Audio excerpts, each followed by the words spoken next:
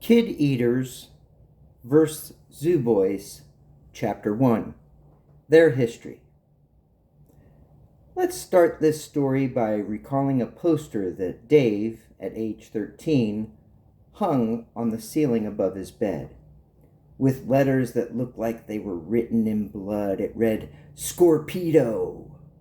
It was rumored that Zoo Island was the home of the first giant scorpion, the size of a torpedo, thus the name, Scorpedo. The much-coveted poster illustrated the creature taking over a large city. The city was dwarfed by the enormous body, claws, and tail of this awful freak of nature. Dave used to lay in the comfort of his own bed, in his own room, in the house his parents owned. He often laid there to stare up at the torn, miserable stick figures in the claws of the Scorpedo. When life got hard for this teenager, which was all too often, he looked at the drawing and smirked as he repeated a mantra in his head.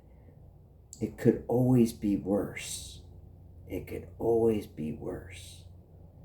The tiny details he admired, how it portrayed a football stadium. He often let his mind dive into the scene in order to notice the scoreboard beyond the end zone.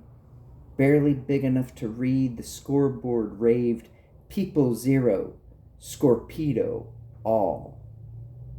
Although Dave and his 4 friends had actually been to the island after it was officially shut down, they never crossed paths with the mystical scorpion mongrel. He dreamed of where it would be kept, or if it really existed at all. Dave didn't know what a metaphor was. Nonetheless, he was living it out. The mammoth scorpion symbolized issues that mere humanity could not battle in their day-to-day struggle for survival. Mankind's burdens, addiction, and overall competition, not to mention the unrealistic deadlines demanded from the jobs that they were enslaved to. The lethal sting of the scorpion was like the death of a loved one, the loss of a job, physical, mental, and emotional damage. Its claws grabbed like a vice, clutching their livelihood under its overpowering pressure, questioning, is death the only way out, leading to a final place of resting in peace? Some of the organizations protesting used the very same poster, insisting John Hammond and all the Forever Happy Inc. be inspected by authorities to assure the safety of the general public. Most were fixated on what threats came from the zoo.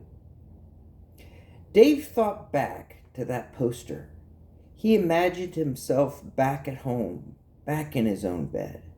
While the poster still hung in his old room, he and his 3 closest friends were now forced to be hanging out in Block C, cells 4, 5, 6, and 7. They weren't even able to share a cell with one another while locked up.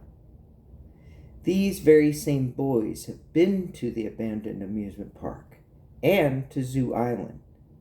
Those 2 explorations alone served the boys well.